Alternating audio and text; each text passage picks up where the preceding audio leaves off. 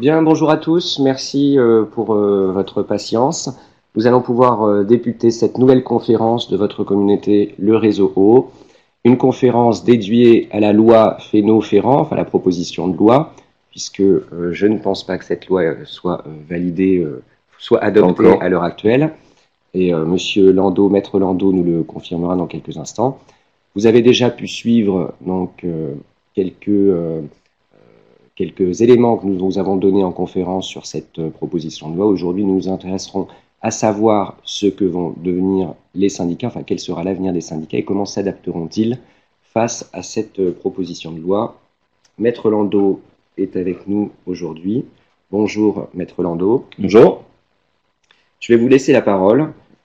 Avant cela, je vais juste rappeler donc à nos participants, que vous avez le module de chat qui apparaît en bas de votre écran. Vous pouvez interagir. Alors on va revenir au début. Voilà. Vous pouvez interagir avec notre intervenant du jour en écrivant votre question dans le module. Et vous pouvez nous suivre via le @réseau_o sur Twitter. Bonne conférence à tous. Bonjour à tous. Alors juste pour mettre le ceci. Oui, les 4 flèches. Hop, les 4 flèches. Oula, il y a des bizarreries au passage en changement de format. On va effectivement évoquer ensemble aujourd'hui un peu les impacts de la loi Ferrand-Fesneau, mais effectivement la loi est encore en stade de proposition, en plein processus d'adoption.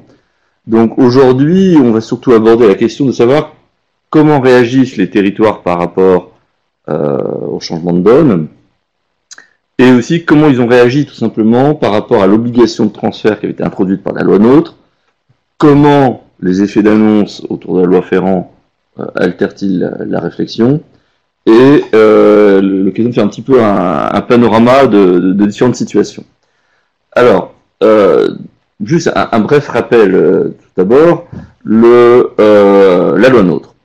On ne va pas refaire, vous avez déjà eu nombre d'interventions sur cette question-là, mais on ne va pas refaire l'histoire, juste rappeler 2-3 petites choses. La loi NOTRe impose, bientôt on pourra peut-être dire imposait, le transfert obligatoire des compétences en matière d'eau et d'assainissement des communes vers les EPCI à fiscalité propre. Avant la loi NOTRe, et encore en réalité jusqu'au 1er janvier 2020, il s'agit de compétences dites optionnelles. Alors, comme vous vous souvenez, pour les communautés, on classe les compétences par catégorie. Il y a les compétences obligatoires, optionnelles, facultatives, qu'on appelle les facultatives, qu'on appelle aussi parfois supplémentaires. Obligatoire, c'est ce qui est dans le tronc commun de toutes les communautés, mais d'une famille de communautés. Vous avez par exemple l'eau et l'assainissement qui sont déjà des compétences obligatoires, donc des communautés urbaines, des métropoles. Mais par contre, voilà, toutes les communautés d'agglomération ont le même tronc de compétences obligatoires, les communautés de communes ont le même tronc de compétences obligatoires, dans lesquelles on ne trouve pas, à ce jour, les compétences eau ou assainissement. Mais dans lesquelles on trouve une compétence, depuis le 1er janvier, comme vous le savez, qui est en interaction pour l'assainissement, on dirait en tout cas, la GEMAPI, avec, on verra en cascade, la question des eaux pluviales et des eaux de ruissellement. À compter du 1er janvier 2020, la loi NOTRe a prévu le transfert, à titre obligatoire, à toutes les communautés, quel que soit leur régime, des compétences eau et assainissement. Bien. À cette occasion, la loi NOTRe a introduit quelque part plus de difficultés que de solutions, notamment sur les contours de compétences pour l'assainissement, puisque d'une compétence qui pour les communautés d'agglomération en tout cas était assez claire, où il y avait l'assainissement et la collecte des eaux pluviales urbaines, dans des secteurs, on avait identifié leurs zones collecte par rapport à un schéma, le zonage d'assainissement, eh bien, on était revenu sur un libellé bête et méchant assainissement. Bug du législateur, diront certains, intelligence du législateur, diront ceux qui veulent défendre le texte, partant du principe que tout était réglé par la décision de justice. C'était tellement bien réglé qu'il a fallu 2 circulaires pour préciser les contours de la compétence assainissement. Mais c'est un des problèmes qu'on rencontre sur le nombre de missions aujourd'hui, à savoir du coup ce qu'on prend, ce qu'on ne prend pas. Et vous avez d'ailleurs, j'ai vu différentes webconférences programmées, dont une avec votre serviteur, sur justement les contours, aussi bien pour l'eau et l'assainissement des compétences. Donc on ne va pas s'attarder dessus. La loi, au passage, en rendant la compétence, notamment assainissement obligatoire au 1er janvier 2020, rendrait a priori impossible de garder des bouts de compétences partielles, un bout de l'assainissement, un bout de l'eau potable. Par exemple, la distinction au sein de l'assainissement entre le collectif et le non collectif, nombre de communautés de communes avec de l'assainissement non collectif, eh bien, le fait que ce soit une compétence optionnelle dite non sécable nous conduisait à considérer que l'assainissement non collectif entraînait finalement, sans doute de manière accélérée, la prise de compétence assainissement global. Sur le coup, les circulaires en question qu'on avait évoqués ont mis en place une astuce, se rendant compte du problème que ça a rencontré pour nombre de territoires, consistant à faire passer l'assainissement non collectif en compétence supplémentaire, à titre provisoire, pour éviter justement d'entraîner plus vite que le calendrier un transfert. Ce qui a eu d'ailleurs différents effets sur les territoires. Nous avons des nombres de territoires où, vite, nous avions modifié les statuts en faisant passer les compétences assainissement non collectif en compétences supplémentaires, en s'appuyant sur ces circulaires, mais en craignant en réalité peut-être un contrôle du juge en la matière, parce que, à mon sens, ce que prévoit la circulaire est plus une tolérance qu'une situation juridique claire. Mais, au contraire, nous avons certains territoires qui, forts de cette compétence assainissement non collectif, finalement étaient partis dans une réflexion même anticipée de prise de compétences et ont pris l'assainissement collectif en même temps. Et qui aujourd'hui ont des élus parfois qui se font taper sur les doigts d'ailleurs en disant on allait trop vite sur notre territoire, on aurait attendu, on aurait eu la loi Ferrand et on ne serait pas posé de problème. Le problème c'est que nul ne cesse de quoi sera fait le Code général des collectivités territoriales dans 1 an, 2 ans ou 3 ans, compte tenu des évolutions successives des textes. Bien, on en était là. Là-dessus, sur la question des eaux pluviales urbaines, il y avait un énorme débat, et c'est ce qu'on évoquait avec la circulaire, pour savoir si d'abord les eaux pluviales urbaines étaient dedans. Vous aurez un focus spécifique là-dessus, mais juste rappeler une chose, c'est que juridiquement, les eaux pluviales urbaines sont une compétence distincte. La loi NOTRe a introduit dans le Code clairement la notion de compétence sur la collecte des eaux pluviales urbaines, on a fait une compétence des communes. Petit rappel, c'est normal, il faut que la compétence soit communale pour qu'elle puisse être en cascade transférée à la communauté. Mais, effectivement, bien que la loi NOTRe ait prévu la notion de compétence assainissement sans préciser la question des eaux pluviales pour les EPCI à fiscalité propre, en réalité, les services de l'État dans les circulaires nous ont dit non, on a marqué assainissement, mais en réalité, ça importe automatiquement le transfert des compétences aux pluviales urbaines, puisque les eaux pluviales urbaines, de par une décision de justice de 4 décembre 2013, sont, pour le juge, non détachables de la compétence assainissement collectif. Enfin, assainissement. Interprétation qui est sans doute d'ailleurs un peu excessive, à notre sens, par le législateur, puisqu'en fait, c'est une décision qui portait sur des systèmes de réseau unitaires, où la distinction est effectivement délicate, et le juge, s'appuyant aussi sur le contexte d'une communauté urbaine, où de toute façon, déjà, les autres compétences du cycle d'eau étaient transférées. Est-ce qu'il y aurait une telle extension sur les autres domaines? On ne sait pas. Mais en tout cas, l'orientation a été donnée. Et c'est vrai qu'il y a aujourd'hui une cohérence technique, on en reparlera, à se dire, si j'ai l'eau potable, l'assainissement, donc les compétences du petit cycle, les eaux pluviales urbaines, et la GEMAPI, alors je finis par avoir une compétence pour que la communauté soit le premier niveau de gestion des compétences du petit et du grand cycle de l'eau. Par contre, ça pose comme des questions d'autres domaines qui ne sont pas traités. Je n'irai pas plus loin là-dessus, puisque vous avez une web conférence qui est prévue à cet effet. Et une chose certaine, en tout cas, c'est que voilà, le législateur, le gouvernement, dans cette circulaire, était assez clair en disant, première circulaire, les eaux pluviales sont avec, et deuxième circulaire, ce sont bien les eaux pluviales urbaines dont on parle. Alors, la proposition de loi Ferrand a pour objectif, du coup, de régler 2-3 difficultés. D'abord, petit rappel. La proposition de loi Ferrand, elle n'est pas adoptée, effectivement, comme l'a rappelé Christophe. Donc, d'ores et déjà, nous sommes en train de faire aujourd'hui un exercice périlleux, qui est celui de travailler par rapport à un texte qui est encore en mouvement. Encore en mouvement, mais qui est sur le point de se cristalliser. Le texte a été déposé fin décembre 2018. Donc, fin décembre 2018, en réalité, nous avions déjà énormément de territoires qui s'étaient déjà mis en marche, et nous avions énormément de vues passer d'appels d'offres, et déjà beaucoup de missions en cours sur les questions de ces transferts de compétences. Ça, c'est pour évoquer le contexte. Donc la proposition de loi intervient à la fois alors que certains sont déjà dans une dynamique, ce qui peut être problématique, mais qui peut aussi répondre à des problématiques rencontrées dans le cadre de ces missions. Le gouvernement a engagé une procédure accélérée. Ça veut dire quoi? Ça veut dire que normalement, on aurait pu se retrouver avec un texte adopté très vite, avec une première lecture à l'Assemblée nationale, une première lecture au Sénat, passage éventuellement à la commission mixte paritaire, et si tout va bien, tout était adopté. Seul problème, c'est qu'en fait, nous avons eu effectivement, fin janvier, la discussion en séance publique et une première adoption en première lecture par l'Assemblée nationale. En avril, la discussion auprès du Sénat, qui a essayé d'énormément modifier le texte. Il y a eu du coup un passage en commission mixte paritaire. Cette commission, on essaie de se mettre d'accord les deux chambres, et ça arrive. J'ai envie d'arriver à trouver un accord, mais ça arrive, il y a eu des accords.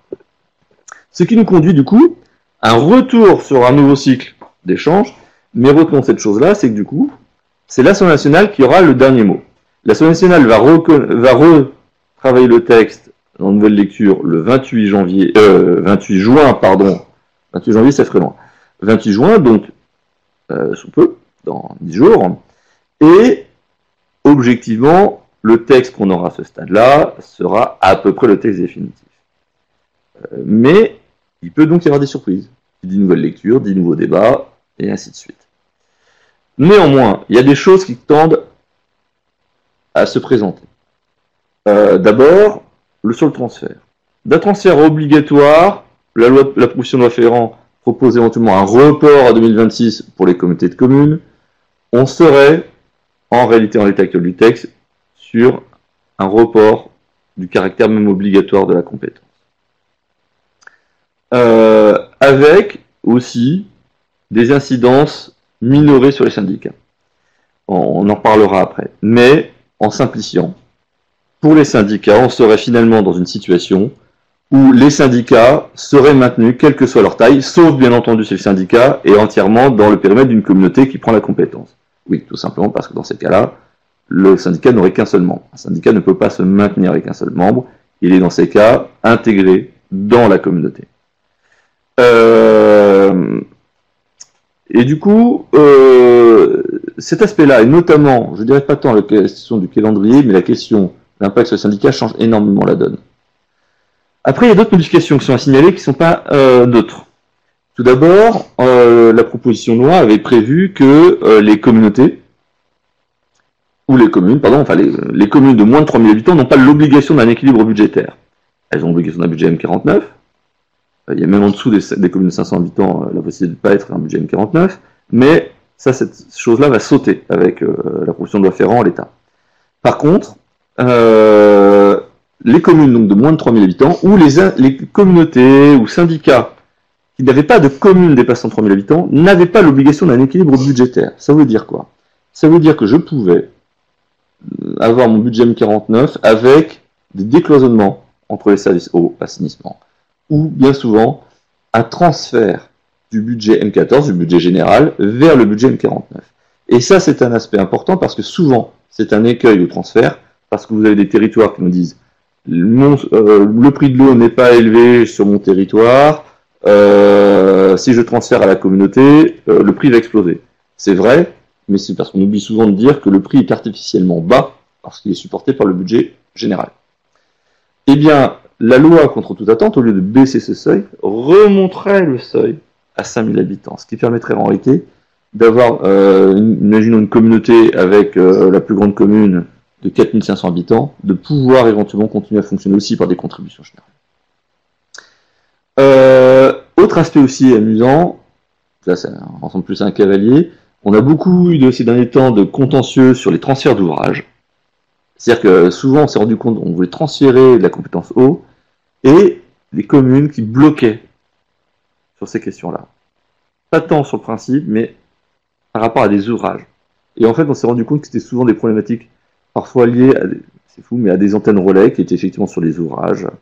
Et l'abandon de la manne que cela représentait.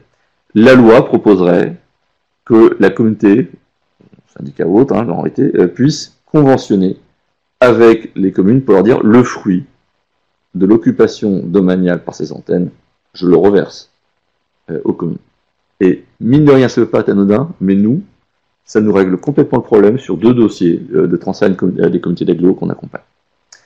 Et puis, la loi devrait reprévoir finalement expressément que les eaux pluviales urbaines sont bien adossées à la compétence assainissement, et en revenant finalement sur le mécanisme qui était introduit par les lois Grenelle, à savoir que la notion d'eau pluviale est largement adossée au zonage d'assainissement où on identifie la collecte comme nécessaire à la collecte de ces eaux pluviales.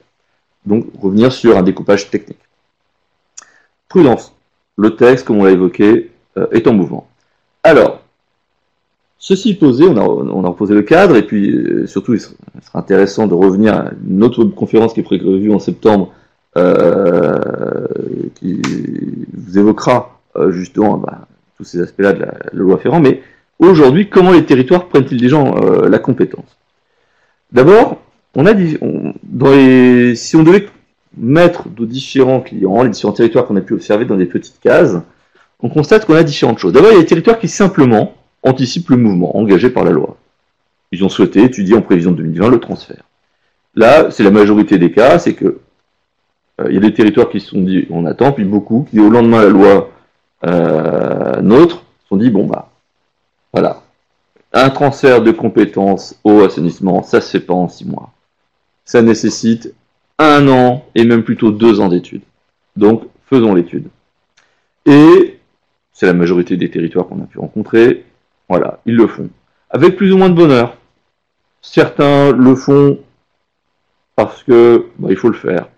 Et finalement, nous on a pas mal de territoires comme ça on voit bien. Tout à coup, c'est devenu moins urgent. Les restitutions prévues là, fin juin, on va peut-être les repousser pas à cet été, mais peut-être même à la rentrée en septembre. C'est logique. On est suspendu à la proposition de loi Ferrand. Ça ne veut pas dire d'ailleurs que le transfert ne va pas se faire, mais la réflexion se repose puisqu'il y a un nouveau paramètre qui vient de rentrer.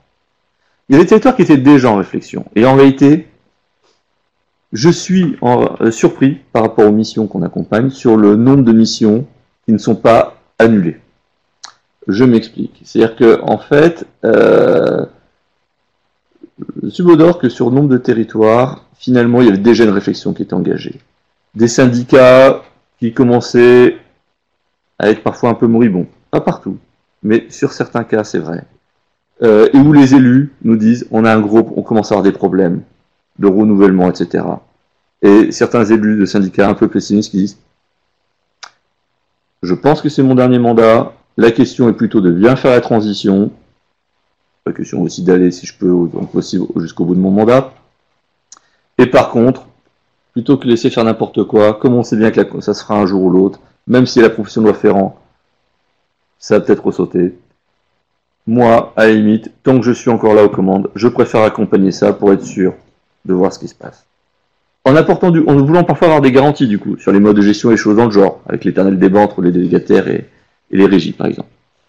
Et puis, il y en a où, clairement, voilà, c'était en gestation, et la profession de loi, la loi NOTRe, est venue, finalement, donner le feu vert en disant, allez, faites l'étude, et finalement, pour ces territoires-là, la loi Ferrand est une mauvaise nouvelle, parce que finalement, elle rouvre un débat qui ne devait plus avoir lieu. Et puis après, surtout, on se rend compte qu'il y a des territoires où les enjeux sont imbriqués, où les syndicats, finalement, aujourd'hui, sont à 90% dans le périmètre. Le président de syndicat, finalement, aurait tout à fait sa place en VP au sein de la communauté. Alors pourquoi pas, finalement, faire la réforme. Surtout quand on anticipe déjà les futurs périmètres de communauté, parce que c'est un autre mouvement qui commence à être engagé aussi. Ce sont des fusions de communautés en prévision des prochains schémas. Et là, du coup, on se rend compte que finalement, parfois, on a des superpositions avec des syndicats. Et du coup, la question est engagée. Et puis, on a beaucoup de territoires qui ont fusionné au 1er janvier 2017. Et eux, finalement, ils ne sont pas dans le même calendrier que la loi NOTRe. Parce qu'en fait, leur calendrier, pour eux, c'est pas 2020. Leur calendrier, c'était janvier 2018. ou en jouant un petit peu sur les mots, 2019. Et puis il y a d'autres territoires qui, eux, sont en train de chercher comment optimiser leur fiscalité, et ils se posent la question, du coup, de prendre la compétence eau, assainissement ou les deux. On va faire un petit focus surtout sur ces deux derniers cas, les fusions et la DGF. Alors les fusions. D'abord, je suis désolé, je ne sais pas si le schéma est très visible. Si vous avez des écrans XXL chez vous, c'est parfait. Sinon, je vais essayer de vous les commenter. Si on fait simple, quand vous êtes une communauté qui fusionne, alors d'abord, il y a deux types de fusion. Ah, super, il y a le curseur magique. Merci beaucoup. Il y a deux types de fusion. Alors, nos compétences eau et assainissement, hop, elles seront là où il y a la petite flèche. Quand on fusionne deux communautés, dans le cadre des schémas départementaux qui ont eu lieu, eh bien, la loi nous disait une chose. Vous fusionnez, ne vous embêtez pas sur vos compétences. D'ailleurs, dans la fusion du schéma départemental, on ne vous laissait même pas modifier vos statuts. C'était, on va faire simple. Votre future communauté, eh bien, c'est une boîte vide dans laquelle je verse les compétences de l'un, les compétences de l'autre, et je mélange. Dans un premier temps, les compétences obligatoires, c'est celles qui sont obligatoires, elles sont partagées par tous. Pas de problème, elles sont exercées partout. Les compétences optionnelles, dont l'eau et l'assainissement, eh bien, vous allez les exercer là où elles étaient exercées avant. Il y a une communauté 1 qui avait de la compétence eau et pas la communauté 2. Eh bien, pendant un an, maximum, la compétence eau va être exercée que sur la communauté 1. Enfin, le périmètre de l'ancienne communauté 1. Mais, dans le délai d'un an, vous devez arbitrer pour savoir si la compétence, vous la généralisez sur tout le périmètre ou si vous la rendez aux communes. Et qui dit la rendre aux communes, quand c'est une compétence qui a déjà été mutualisée à l'échelle d'un territoire, ça veut dire qu'il faut peut-être recréer un syndicat. Ce qui est quasiment impossible dans certains services comme ceci. Sauf si, par chance, après tout, le syndicat, il y a déjà un très gros syndicat qui existait, et là, il y aura peut-être juste à réorganiser des adhésions à ce syndicat. Mais du coup, vous avez plein de territoires qui ont hérité sur une partie de leur territoire la compétence eau, la compétence assainissement, et du coup, qui ont engagé en urgence la réflexion sur la compétence eau ou assainissement parce qu'ils n'avaient qu'un an. Pour les communautés qui vont fusionner là, à l'amiable, spontanément, le délai n'est plus d'un an, il est de 3 mois. Autant dire qu'en réalité, c'est avant la fusion que vous vous mettez d'accord sur les compétences eau ou assainissement. Bien. Donc, communautés qui ont fusionné au 1er janvier 2017, elles avaient jusqu'au 31 décembre 2018 pour arbitrer sur la compétence. Sauf si on a joué sur les mots, qu'on a réussi, comme il y a eu une tolérance, à mettre les bouts de compétences eau et assainissement qu'on avait en compétences dites supplémentaires, là où la loi nous dit vous avez 2 ans pour arbitrer. Mais 2 ans, ça veut dire qu'il faut arbitrer d'ici la fin de cette année-ci, 31 décembre 2018.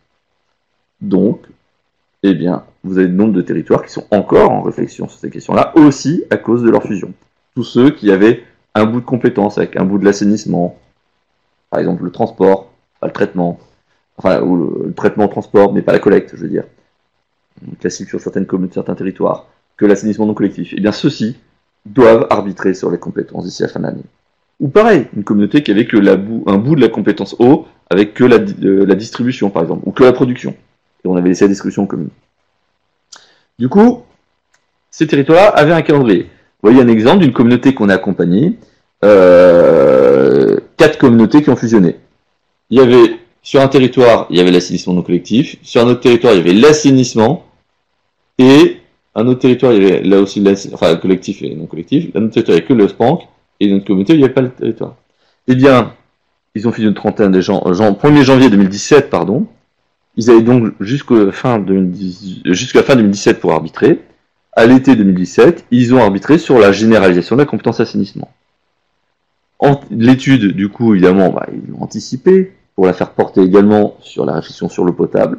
Et on est typiquement sur ces territoires-là, où ils se sont dit, mais finalement, dans notre cas à nous,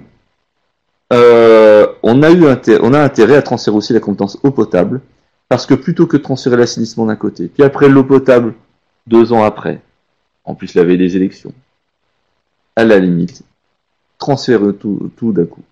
Pourquoi le font-ils ? Parce que justement, sur ces bouts de territoire, on est typiquement dans les territoires où les budgets M49 sur les petites communes n'étaient pas forcément à l'équilibre, parce qu'il n'y avait pas l'obligation d'équilibre. avec l'eau potable qui finançait bien souvent l'assainissement, parce que tout simplement parfois il y a des territoires où vous avez juste une ligne service des eaux, et ça part officiellement dans l'eau potable, mais en réalité c'était une redevance unique, et puis voilà, on fait un pot commun, c'était autorisé, mais lorsqu'on doit basculer la communauté, c'est plus autorisé. Et finalement, faire un travail de dégroupage de ce qui relève de la commune, de la communauté, avec tous ces déséquilibres, pour finalement réintroduire une fusion des budgets, enfin pas une fusion des budgets, mais de toute façon après revenir à communiquer sur un tarif de l'eau dans 2 ans, ça n'avait pas de sens. Et donc ils ont préféré transférer la compétence. On a eu sur beaucoup de territoires de montagne ou des territoires avec une forte identité rurale, on a souvent, finalement, ces situations-là. Et même au niveau des agents, sur ce genre de territoire, on a souvent eu des transferts qui étaient compliqués parce que les agents étaient partagés entre les deux et ainsi de suite. Et donc parfois, oui, il vaut mieux faire un transfert des 2 compétences que d'une seule compétence. C'est pas vrai partout, mais ça mérite d'engager une réflexion. Dans le cas qui nous occupe ici, il y avait aussi des syndicats qui exerçaient les 2 compétences. Et finalement, décaler le transfert avait aussi comme incidence de mettre en difficulté un des syndicats pendant 2-3 ans parce qu'il allait boiter. Alors parfois, il vaut mieux peut-être plutôt organiser un transfert intégral, s'appuyer sur l'expertise de ce syndicat qui allait être intégré dans le syndicat et c'est-à-dire un des noyaux du service communautaire. Mais voilà. Après,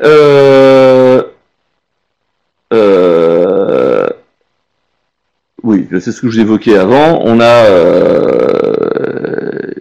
a eu beaucoup de territoires, par contre, qui ont l'étude ralentit par rapport à cette question, la définition des eaux pluviales urbaines. Et certains ont décidé de transférer la compétence, mais de ne pas transférer la compétence aux pluviales urbaines, ce qui est discutable, ou parfois de transférer la compétence aux urbaines, mais en jouant sur des conventionnements pour neutraliser les effets du transfert des eaux pluviales urbaines. J'en parlerai tout à l'heure. Après, autre cas de figure qu'on rencontre notamment cette année, la DGF bonifiée. Alors la DGF bonifiée, de quoi s'agit-il pour ceux qui l'ignoraient peut-être?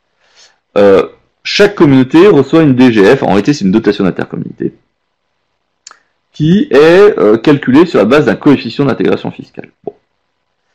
On ne va pas rentrer dans le détail de la coefficient d'intégration fiscale, relevons juste une chose, qui n'est pas inscrite ici, c'est que pour les communautés d'agglomération, rentre dans ce coefficient d'intégration fiscale la compétence assainissement.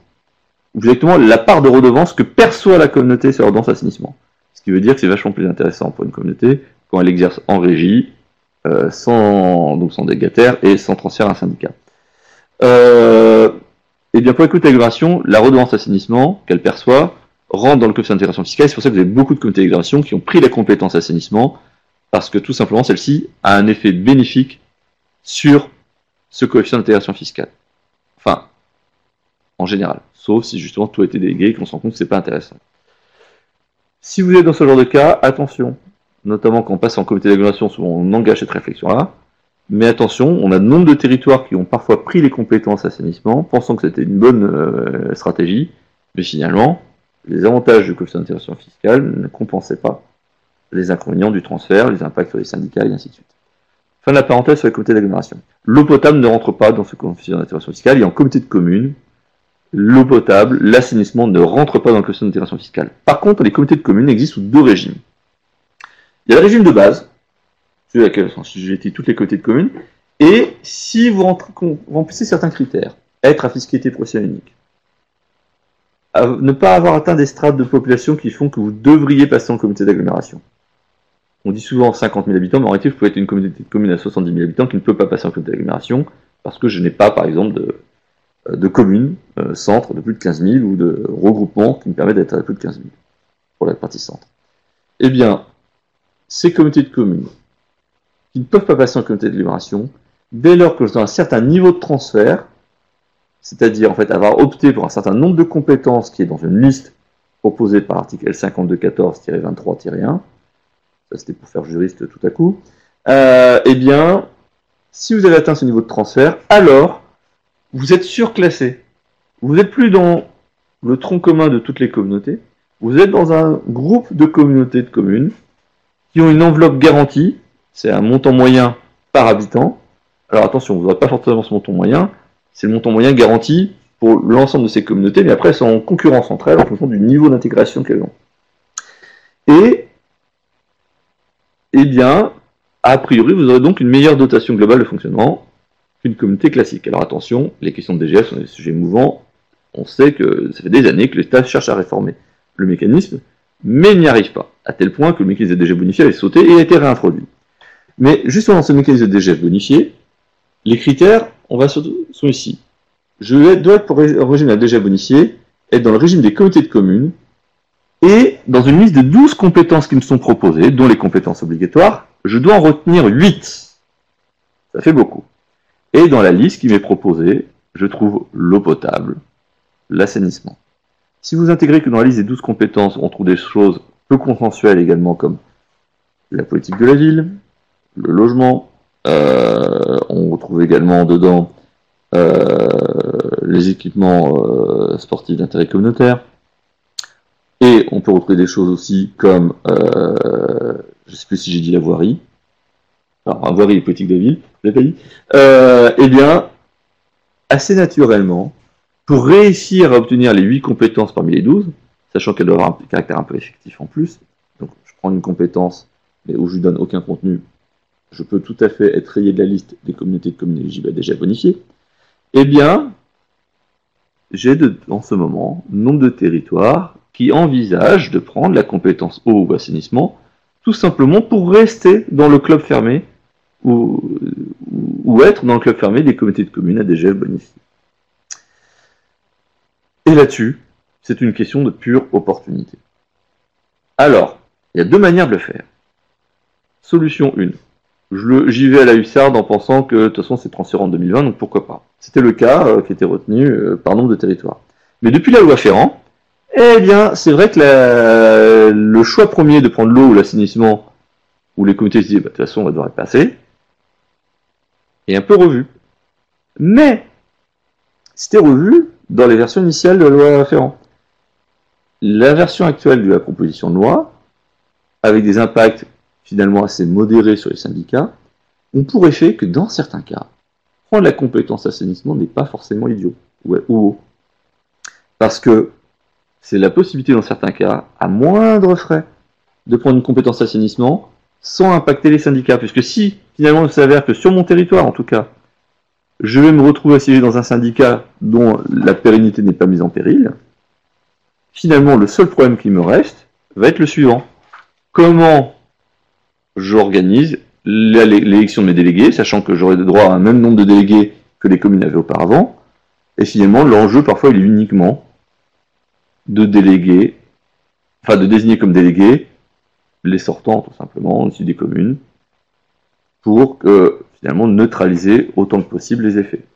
Alors attention d'ailleurs, c'est le choix retenu par certains clients, ou le choix qui a été retenu par certains territoires, et qui parfois s'en mordent les doigts, a posteriori. Pourquoi s'en mordraient-ils les doigts? Parce que, ok, ça n'a pas d'impact sur les syndicats si la loi passe en l'état. Sous réserve que le syndicat soit, encore une fois, pas entièrement dans le périmètre communautaire. Hein. Très bien. Mais, ce que nous ont dit parfois certains territoires, c'est que de désigner comme représentants au sein du syndicat quasi systématiquement les élus sortants, donc des élus communaux, c'est bien et c'est pas bien. Si cet élu est également élu communautaire, à la limite, pas de problème. Mais si cet élu est un élu communal, mais qui n'est pas élu communautaire, ce que la loi m'autorise à faire, hein, eh bien, comment je m'assure la bonne coordination et le fait que cet élu, que je ne vois jamais en conseil communautaire, parce qu'il n'est pas conseiller communautaire, eh bien, rend compte suffisamment des enjeux, etc., alors que demain, ce n'est plus la commune qui représente, c'est la communauté. Donc, attention, c'est pour ça que certains territoires font parfois un panachage, ils disent, allez, on va avoir moitié-moitié, moitié d'élus communautaires, moitié d'élus communaux qu'on va désigner. Peu importe. Voilà. Après, voilà, il y a aussi, pour le nombre de territoires, oula. Ah, alors je suis désolé, il y a eu un problème au transfert du fichier. C'est pas très parlant. Parfois, il y a aussi des opportunités. Je vais vous commenter ce que vous ne voyez pas, mais vous aurez sur la plateforme, du coup, une version qui passera. C'est bizarre que c'est fait ça. Vous avez ici un tableau avec des échéances contractuelles. Et je pense que c'est parce qu'il y a une animation qui apparaît pas du coup. Vous aviez ici un tableau avec des échéances contractuelles. Et on s'est rendu compte sur un territoire qu'en fait, on avait une énorme opportunité. Vous aviez ici donc la liste des contrats, puis vous aviez des petits tableaux barres avec les échéances. Et on s'est rendu compte qu'il y avait finalement 2 grandes fenêtres de tir. Il y a une première fenêtre de tir, on s'est rendu compte que presque les 2 tiers des contrats sur le territoire avaient à peu près une échéance de fin de contrat sur 2019-2020. Ça voulait dire une chose, c'est que transférer la compétence en 2020 n'aurait pas de sens, que je n'aurais pas le temps de renouveler les contrats.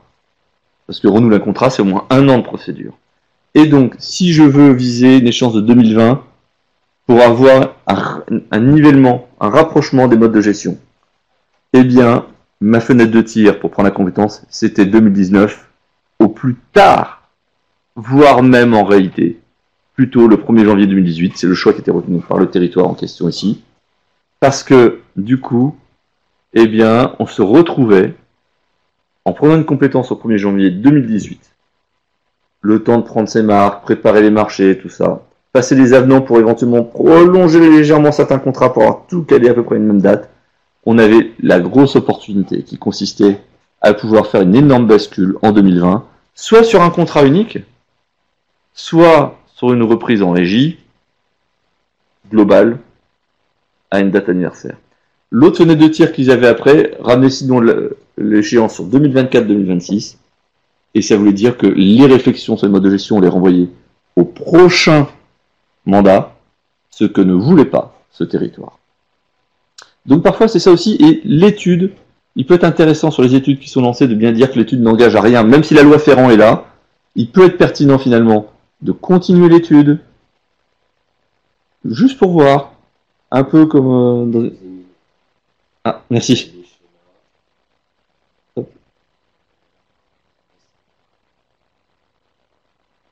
Hop. C'est ça ici. Ça. Voilà. Voilà, donc vous voyez, on avait des échéances et on avait nombre de modes de gestion qui s'arrêtaient ici. Alors, je ne sais pas si vous avez là... Il faut que je prenne la petite flèche. Ok. Donc, dans le premier bloc orange, vous voyez qu'il y avait nombre d'échéances qui s'arrêtaient et on s'est rendu compte qu'en fait, il y avait sans doute sur quelques territoires, soit à reprendre en régie, parce que c'est un vrai choix qu'ils ont sur ce territoire-là, soit à repasser juste pour 3 ans un contrat de gestion, marché public, tout simplement pour faire la césure et organiser la bascule à ce moment-là. Voilà. C'est ici pour faire le jour. Ouais. Merci beaucoup.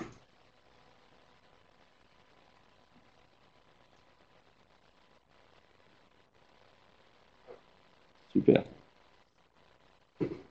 Alors après, voilà, il y a aussi d'autres territoires qu'on va dire la logique globale. C'est ce qu'on évoquait. Je suis un territoire, j'ai les GEMAPI, j'ai les eaux pluviales urbaines, et les enjeux ne sont pas les mêmes selon les territoires. Puis les structurations préexistantes ne sont pas les mêmes. De fait, nous, on a rencontré différentes cas de figure. D'abord, phénomène étonnant. On a des territoires qui sont déjà structurés par des très très gros syndicats, qui sincèrement n'ont pas forcément énormément de choses à perdre avec la loi. La loi n'avait pas forcément grand chose à perdre avec la loi Ferrand, nôtre, ni forcément avec la loi Ferrand. À part peut-être sur le fait que, rappel que d'un mécanisme, même quand il n'y a pas retrait de syndicat, ce qu'introduit la loi nôtre, c'est que je peux, moi, communauté, demander mon retrait du syndicat dans le délai d'1 an à compter de la prise de compétence. Et c'est le préfet qui arbitre. Et là, ces syndicats peuvent avoir des choses à perdre. Et ça sera gardé pour les comités d'agglomération et les comités urbaines après la loi nôtre. Après la loi Ferrand. A priori, en l'état actuel du texte. Mais vous avez de nombre de territoires, comme le SIDENSIAN, le SDEA, le SDDEA, qui sont des grands syndicats départementaux ou multidépartementaux, qui étaient donc des syndicats d'eau et d'assainissement traditionnellement. Eh bien, pour certains d'entre eux, ils se sont réellement interrogés et ont décidé de prendre la compétence GEMAPI. C'est-à-dire que là, on a l'inverse de ce que j'évoquais. C'est-à-dire qu'on est sur des syndicats de petits cycles de l'eau qui ont décidé de prendre la compétence GEMAPI. D'abord parce que parfois le territoire n'était pas structuré là-dessus, et qu'il y a eu des demandes en ce sens. Je pense à deux syndicats en la matière où clairement c'était même plus. Ils ont été sollicités par des services pour leur dire vous ne voudriez pas prendre la GEMAPI. Mais aussi parce que les enjeux étaient tellement imbriqués, les obligations liées au périmètre de protection par rapport à la ressource étaient tellement imbriquées des enjeux GEMAPiens, pas forcément sur le volet PI, mais au moins sur le volet GEMA, que finalement ils se sont dit c'est pertinent de prendre la compétence. On est sur des territoires à fort enjeu sur toutes ces questions-là. À l'inverse, côté d'agglomération dans le Finistère, elle s'est très interrogée parce que d'abord son périmètre était très très proche d'un syndicat supra, mais qui a aussi des avantages de pouvoir être labellisé, ce que n'a pas la communauté, PTB notamment, mais qui réellement avait des énormes interactions entre l'eau potable et la GEMAPI, notamment pareil sur les enjeux. Et eux, la question s'est pas posée de tout intégrer dans une seule structure. Enfin, la question s'est posée à un moment donné, mais c'est pas le choix retenu. Par contre, clairement, sur ce territoire de côté d'agglomération, l'enjeu est d'assurer une très bonne coordination et un très fort travail de répartition des tâches de ce qui est porté au titre de l'eau potable pour la protection de la ressource et au titre de la GEMAPI, parce qu'il y a des très très forts enjeux sur la ressource. De même, on vient de lancer une mission en ce moment, où on est en présence d'un syndicat qui gère un grand parc, qui est en fait des anciennes carrières qui ont été transformées, des énormes lacs, qui ont été des réservoirs à une métropole, et quand on y regarde de plus près, ça représente 80% de la ressource en eau du territoire à peu près. Donc évidemment, les enjeux sont très forts. Ça ne veut pas dire qu'il faut forcément tout mettre dans le même paquet. La technicité n'est pas forcément la même, mais il y a des interactions. Et un minimum, ces interactions nécessitent qu'on se pose la question de sortir un petit peu de la seule logique aussi petit cycle et de se dire comment je l'articule avec le grand cycle. Et donc, on assiste sur quelques territoires à des réflexions qui sont conjointes là-dessus. Mais attention, parfois, on peut assister aussi à des dérapages où on est tellement obnubilé par certains enjeux, par exemple l'enjeu par rapport à la ressource en eau, que l'on en oublie l'enjeu GEMAPien. C'est-à-dire concilier les deux, oui, mais il ne faut pas sacrifier l'un au détriment de l'autre. Au profit de l'autre plutôt, sinon on sacrifie tout. Voilà. Alors, sur les syndicats, là c'est une cartographie sur un territoire, c'est le territoire de Vendée-Haut, enfin c'est la Vendée, pardon, avec 11 syndicats intercommunaux qui adhèrent à une structure au-dessus. L'état actuel de la loi NOTRe fait que seuls ne peuvent se maintenir, comme vous le savez, des syndicats qui auront une assise lors de la prise de compétences que sur 3 communautés ou plus. Sur ce territoire comme celui-ci, désolé, c'est une cartographie faite un peu à la cow-boy, je nie toute responsabilité, on reconnaît les caractères esthétiques de mon frère. C'est la petite vacherie familiale. Mais c'est efficace, vous voyez. Et vous voyez, il y en a 3 alignés, donc ça fait comme pour le jeu de Morpion. Eh bien, on a nombre de syndicats qui disparaissent parce qu'ils n'ont pas cette assise territoriale. Mais ça peut avoir des effets en cascade sur les structures, parce que la dissolution d'un syndicat intermédiaire, dans certains cas, peut entraîner le retrait en cascade du syndicat au-dessus. Et c'est un des défauts, effectivement, du mécanisme de la loi NOTRe, c'est qu'en voulant absolument casser du syndicat, pour le plaisir de casser du syndicat, parce que c'est un peu ça quand même, c'est que l'objectif était de réduire des syndicats, eh bien, on n'a pas forcément toujours perçu les dommages collatéraux que ça peut engendrer. D'où, eh bien, la proposition de loi Ferrand, qui propose de dire non, allez, sauf si c'est un syndicats plus petits, les syndicats sont maintenus, mais désormais on passe uniquement sur le droit d'option en disant vous demandez par contre après si vous voulez sortir ou pas sortir. Et c'est plus pertinent, parce que ça permet effectivement, si je suis sur un syndicat qui n'a que 2 communes à l'extérieur, et 80 communes dans un périmètre communautaire par exemple, peut-être qu'il est plus pertinent effectivement d'organiser la dissolution du syndicat. Encore que, si toute la production est sur les 2 communes extérieures, il faudra se poser la question. Mais on peut dissoudre le syndicat et envisager d'autres outils en la matière de coopération. Si, À l'inverse, je suis sur un syndicat qui est sur 200 communes, mais il est que sur 2 grosses communautés. C'est comme ça.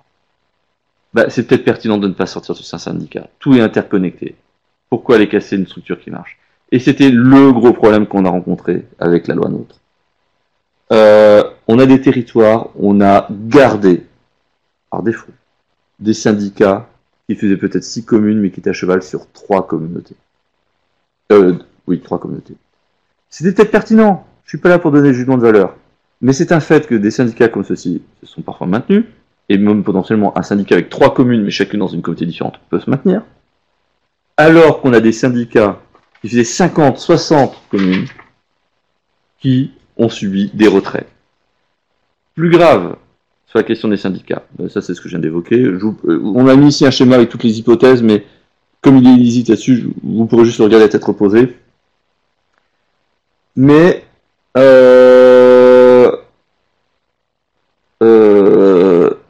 c'était... j'essaie juste de retrouver la diapositive où j'avais... Voilà. On a donc eu... C'est un des paradoxes de la loi NOTRe et de la loi Ferrand. Et je reviendrai après sur les diapos, j'ai sauté, mais je vais évoquer ça parce que c'est plus fluide comme ça. On a des communautés qui ont voulu, soit parce qu'elles avaient fusionné, qu'elles avaient 1 an pour arbitrer sur les compétences, soit parce qu'elles ont voulu aller vite. Elles se sont dit, attendez, on va transférer maintenant, parce que nous, on veut laisser une situation claire pour le prochain renouvellement. On a des communautés qui sont donc retirées de syndicats, mais de syndicats qui marchaient. La loi, article 5211-61, autorise des communautés, de toute façon, à adhérer pour des parties de leur territoire à des syndicats mixtes ou des syndicats communaux. J'insiste, la loi dit bien syndicats communaux. On a, dans nombre de territoires, les préfectures, pas partout, mais des préfectures qui ont dit non, on ne vous autorise pas à réadhérer. Vous brandissez le texte, on avait comme une fin de non-recevoir. La solution aurait été d'aller au contentieux, mais étonnamment, ça ne gêne pas les préfectures d'aller au contentieux contre les collectivités. Les collectivités ont plus d'égards vis-à-vis de la préfecture, malheureusement, là-dessus. Vous sentez un peu l'amertume là-dedans. Mais c'est un fait que le préfet a le dernier mot sur la prise d'arrêté et ont mis un veto dans certains territoires à des réadhésions des syndicats. Le paradoxe, c'est que donc ces communautés qui ont été les bons élèves de la loi NOTRe, qui ont mis en place les réflexions, qui ont anticipé la prise de compétences de 2020, se sont donc retirés de syndicats, alors même que ces syndicats donnaient satisfaction et avaient leur pertinence, et qu'il était plus simple pour faire fonctionner les services de rester dans ces syndicats, parce que la production est mutualisée, ou c'est la même station d'épuration, tout simplement, pour l'assainissement. Eh bien, on a été obligé de faire des conventions dans tous les sens avec ces territoires, où on nous a parfois dit dire que les conventions ne pouvaient exister que pour une durée limitée, ce qui n'est pas prévu par la loi non plus. Et, à l'inverse, les communautés qui auront attendu la loi Ferrand, qui vont quand même prendre la compétence, mais si la loi Ferrand passe en l'état, les syndicats seront maintenus, eh bien, elles resteront dans le syndicat, même s'il n'y a que 2 communes. Ça fait partie des absurdités qu'on a pu rencontrer. Et sur le coup, ce que je veux dire est très bizarre. La vraie absurdité est sans doute la rigidité qu'on a eue là-dessus de la part de certains services, mais pas tous. Nombre de services de l'État ont été plutôt dans l'accompagnement, je suis en train de faire un focus sur une minorité.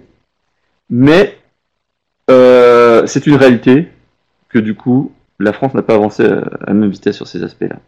Mais surtout, c'est que c'est l'inconvénient de ces modifications législatives. C'est-à-dire que la loi Ferrand, à la fois, vient régler un problème, comme l'avait fait la loi Fesneau sur la GMAPI en décembre dernier. Elle va permettre du coup plus de souplesse au territoire de décider enfin ce qui se passe sur les syndicats, et non pas un algorithme absurde et méchant législatif. Mais l'incertitude parlementaire, les évolutions font que il y a un paradoxe, c'est qu'on est en train de créer une prime à l'attentisme, puisque finalement, il y a toujours un premier lot de collectivités en ce moment qui part la fleur au fusil et va servir de bêta-testeur pour faire le débugage de la loi, et le deuxième lot qui profitera de la version rectifiée, version 2.0 du texte. Bon, voilà, ça c'était pour le petit moment du coup de gueule. Alors, néanmoins, j'insiste, des adhésions sont possibles, et j'ai même en ce moment des territoires, des communautés, qui pour des raisons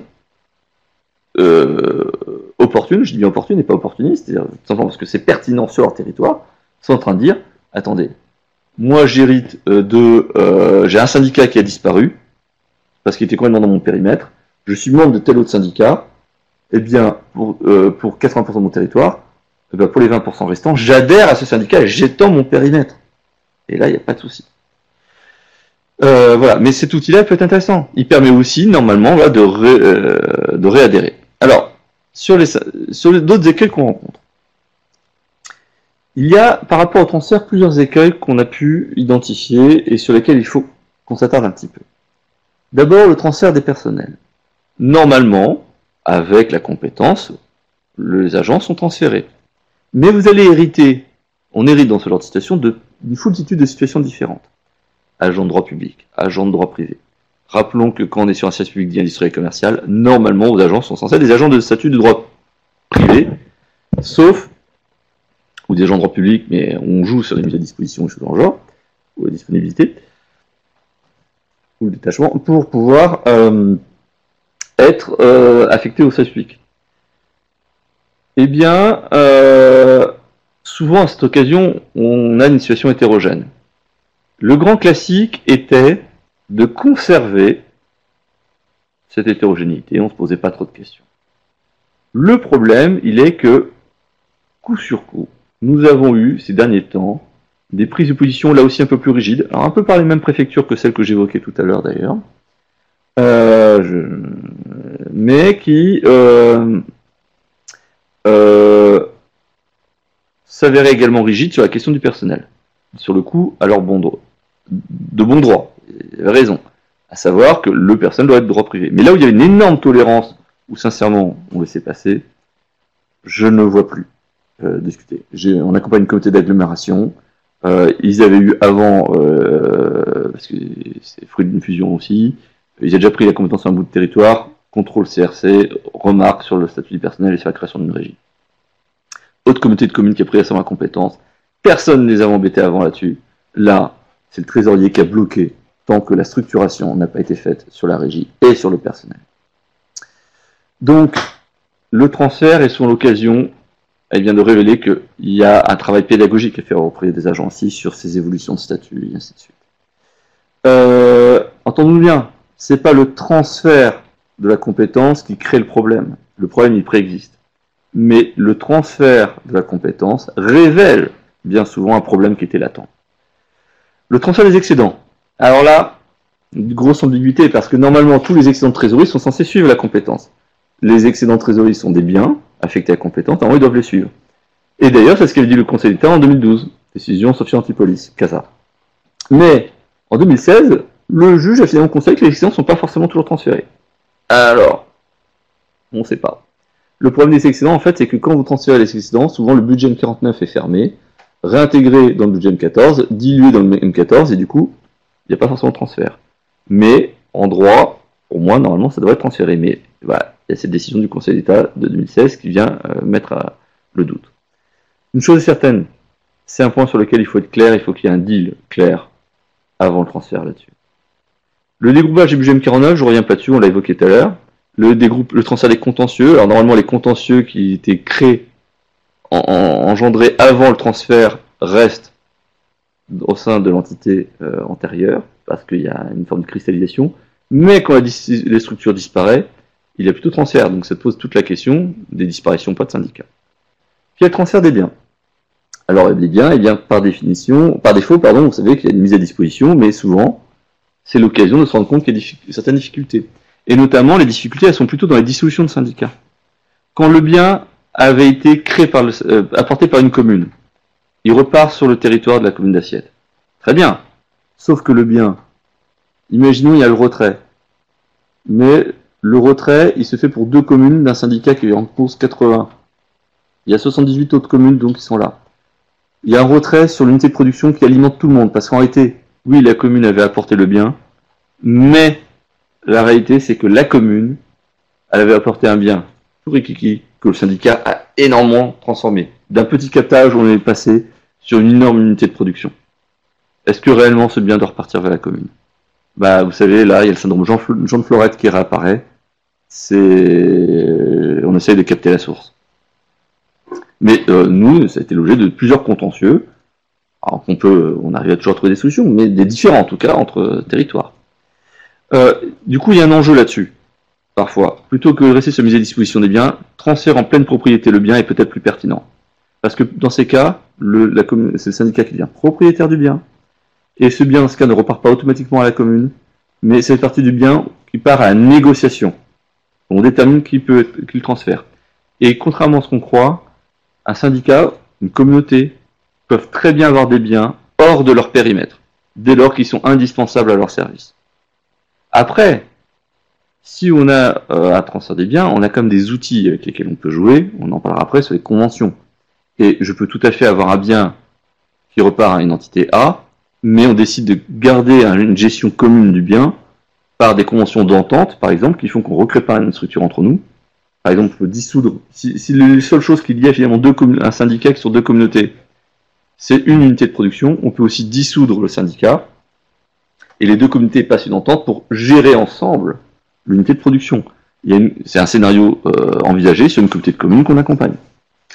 Voilà. Alors, sur la question des régies, petite remarque.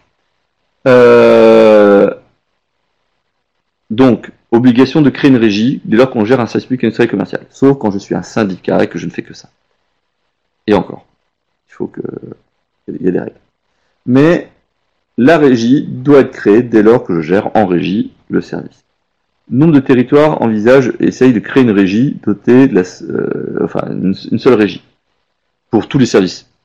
Et sincèrement, je vois pas où serait le problème juridiquement. Mais, enfin, attention, je vois pas où serait le problème d'un point de vue opérationnel. Mais, la loi nous dit bien que c'est une régie par service. Enfin, elle nous le dit bien. On nous dit que le service doit être créé avec une régie. Position de l'État, c'est il faut une régie par service. Une régie eau, une régie assainissement, une tolérance pour une seule régie assainissement collectif, non collectif, et encore, ça dépend pas partout. Et par contre, pour les services publics administratifs, comme les eaux pluviales, pas forcément besoin d'une régie. Bon. Avec deux types de régies, régie d'autonomie financière ou d'autonomie financière et capacité morale. L'État a été interpellé là-dessus. Il serait tellement plus simple d'avoir une seule régie, mais qui gère plusieurs budgets. Parce que le vrai problème, c'est ça, c'est l'individualisation budgétaire. C'est pas le fait d'avoir structurellement plusieurs régies. Refus des services de l'État là-dessus. Et là où il y avait une tolérance, ils le sont de moins en moins. Ils ont été pourtant interpellés là-dessus, il suffit d'une simple comptabilité analytique pour avoir différents budgets, niet. Alors même que pour le délégataire d'ailleurs, on ne lui demande pas de créer une structure, une entreprise différente, quand elle vous gère l'eau, puis elle gère l'assainissement. On lui demande juste d'avoir une comptabilité analytique qui font que les coûts de tel service vont à tel service, les coûts de tel autre service vont à tel autre service. On vous impose plus de rigueur, finalement, qu'au secteur privé, sur ces questions-là. Voilà. Mais retenez une chose, si vraiment vous embête là-dessus, alors faites une régie dotée de la simple autonomie financière, parce que vous avez la possibilité de faire en sorte d'avoir les mêmes instances, et du coup sur le papier vous avez 3 régies, mais en pratique vous avez le même conseil pour chacune des régies, le même directeur. Et finalement, l'existence de régies distinctes n'est que sur le papier. Mais en tout cas, c'est partie des problèmes qu'on a pu rencontrer. Alors, du coup, il y a quelques souplesses à évoquer. Aussi bien pour les communautés qui n'ont pas pu adhérer à des syndicats, ou pour certains transferts, notez qu'il existe des conventions de gestion qui peuvent être intéressantes. Alors attention, elles peuvent être parfois soumises à la mise en concurrence. Mais quand c'est dans une relation commune-communauté, ou structure entre elles avec des aides croisées, vos conventions ne sont pas soumises à publicité et mise en concurrence. Là, c'est un exemple de ce qu'on a fait sur un territoire. Alors ici, la référence ici est celle du régime tel qu'il s'applique pour les communautés de communes. Vous avez ici le cadre juridique des communautés de communes, le cadre juridique des communautés urbaines et par extension des métropoles, et le cadre juridique des communautés d'agglomération. C'est le même. Ça a été rapproché par la loi NOTRe. C'est rédigé légèrement différemment, mais ça revient quasiment au même. On a dans certains territoires, on s'est dit, oula, je me récupère la compétence, mais je ne suis pas prêt à la prendre. par exemple, une métropole qu'on a accompagnée. En fait, ils avaient lancé l'étude eau et assainissement, les GMEPI. Sauf que c'était pour 2020. Problème. Pas problème. Entre-temps, un autre projet qu'ils avaient est allé plus vite que prévu, le passage en métropole. Oui, mais en métropole, ça veut dire que la compétence est obligatoire. Donc, elle ne peut plus être pour 2020. Ils l'ont eu là au 1er janvier 2018. Eh bien, ils se sont dit, attendez, ils ont su leur passage avec certitude en métropole l'été avant le 1er janvier, et avec certitude ont eu l'arrêté, le décret, en novembre ou décembre. On ne peut pas être aisément prêt pour la prise de compétence à ce moment-là, c'est pas possible. Eh bien, ils ont eu recours à ce montage-là. Transfert de la compétence, mais à titre transitoire, pour une durée d'1 an, le temps de structurer le service. Eh bien, ils ont reconfié la gestion aux communes pour assurer la continuité de service. Sauf qu'évidemment, il y a un délégataire ou chose de genre, mais ça a permis du coup de maintenir les modes de gestion enregistrés par certains secteurs. De même, j'ai des territoires, une communauté d'agglomération qu'on avait accompagnée, plusieurs comme ça, où ils avaient la compétence optionnelle assainissement. Très bien. Ils ont pris l'assainissement, ils l'ont généralisé parce qu'ils ont fusionné. Très bien. Mais, entre le bazar de l'un autre sur ce qu'on prend sur les compétences eau pluviale urbaine, même s'ils avaient des brillantes études juridiques pour savoir où étaient les frontières sur les compétences eau pluviale urbaine, la réalité c'est qu'on se rend bien souvent compte qu'on n'est pas d'accord sur les coûts, sur l'état des réseaux, et que si vraiment on veut bien faire l'évaluation du transfert de charge, ça demande du temps. Eh bien, comité d'agglomération, qui avait décidé de dire, pour les eaux pluviales urbaines, pour l'instant, je la rends en convention de gestion aux communes, le temps d'aboutir sur l'état des lieux. Juridiquement, rien n'interdirait de fonctionner sur ces conventions de gestion sur la durée. Pour une durée indéterminée. On va être honnête. Je ne m'attends pas à ce que les services de l'État soient très tolérants là-dessus. Alors, l'avocat que je suis rêve d'aller un jour au bras de fer, vous l'aurez bien compris, surtout un lundi matin, au bras de fer avec les services de l'État pour avoir une décision de justice, pour savoir si on peut aller sur la durée sur ces conventions. Mon sentiment est que, probablement, mais la réalité c'est que ce n'est pas forcément une bonne gestion que de fonctionner par convention. Ces conventions nécessitent quand même sur leur suivi, veut dire que la communauté a une compétence, mais qu'elle n'exerce pas, qu'elle n'exerce pas les communes. Tous ceux qui ont recours à ces conventions nous disent qu'au bout d'un moment, ça dure qu'un temps, ce genre de convention. Ça aide pas à bâtir un projet collectif. Mais par contre, ces conventions permettent de desserrer les taux de la durée. Et ce qu'il faut retenir sur ces conventions de gestion, c'est qu'elles fonctionnent aussi avec d'autres établissements dont on est membre, ou dont on n'est pas membre. Et donc je peux les utiliser pour gérer des relations avec des voisins. Par exemple, on a des territoires où il se trouve que les réseaux de collecte sont complètement imbriqués sur le réseau de la communauté voisine. Il y a eu un retrait de syndicat, très bien, mais moi en fait j'ai quasiment pas accès. Il est peut-être plus pertinent, par convention de gestion, de leur confier la gestion, au moins le temps que je normalise mon réseau, et que j'en prenne réellement la maîtrise. Voilà. Donc ces conventions permettent aussi, finalement, d'organiser le décalage entre la froideur juridique et la réalité technique que vous avez au quotidien. Voilà. Après, il y a aussi une opportunité des transferts. Vous aviez préalablement des grands syndicats à l'échelle de plusieurs départements ou de grands départements. Ici, la Manche, par exemple. Vous voyez l'état des lieux de ce syndicat. Belle structure, mais qui recouvre 27 EPCI à fiscalité propre, 27 communautés, 94 collectivités qui ont la compétence eau potable, dont une communauté d'agglo, une communauté urbaine, 5 communautés de communes, 5 syndicats de production, 45 syndicats, 37 communes. La loi NOTRe, sur la base des différentes structures, ferait qu'en réalité, ils auraient beaucoup moins de membres. De 94 membres qui ont l'eau potable et qui adhèrent, ils passeraient à 27, voire peut-être même un peu moins.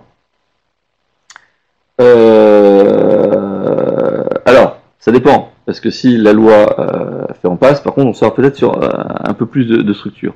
Mais c'est quand même une réalité que le passage à un autre échelon, qui est celui de la communauté, fait que du coup, il y a moins de membres à représenter. Alors par défaut, ça ne change rien sur les gouvernances.